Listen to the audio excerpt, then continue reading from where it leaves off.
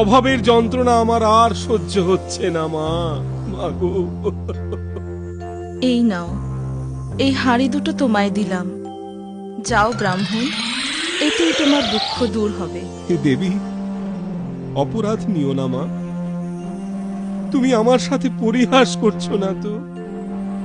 এই এই সামান্য দুটো হাঁড়িতে কি এমন আছে যাতে আমার অভাব দূর হবে মাগো? পরিহাস নয়, এ হাঁড়ি দুটোর শক্তি অনেক। একবার প্রমাণ করে দেখো। প্রথমে ওই লাল হাঁড়িটা উপর করে নাড়া দিয়ে দেখো।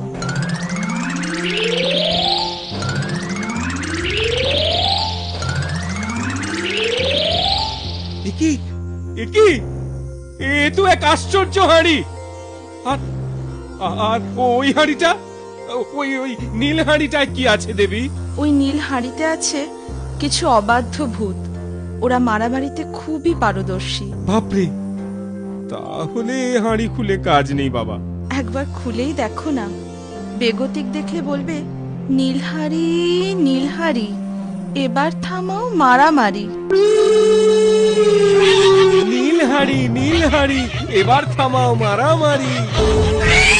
কি ব্রাহ্মণ, দেখলে তো হাঁড়ি দুটোর ক্ষমতা? যাও, ঘরে ফিরে গিয়ে সুখের সংসার করো। প্রণাম, তোমায় শত কোটি প্রণাম দেবী।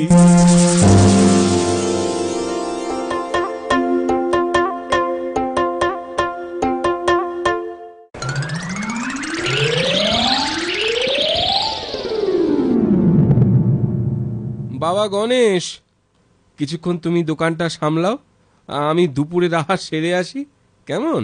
ঠিক আছে বাবা। তোমাদের দোকানের মিঠাই কে তৈরি করে? তোমার বাবা?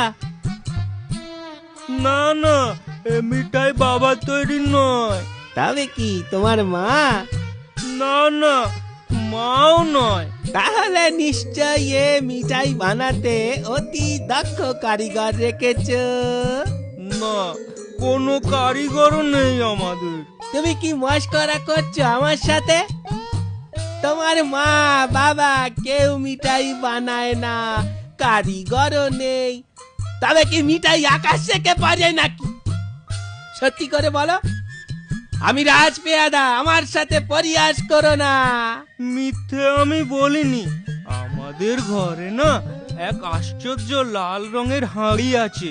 সেটা উপর করে নাড়ালেই অনেক রকম মিঠাই পড়তে থাকে। বাবা বাবা একথা কাউকে জানাতে বারণ করেছিল।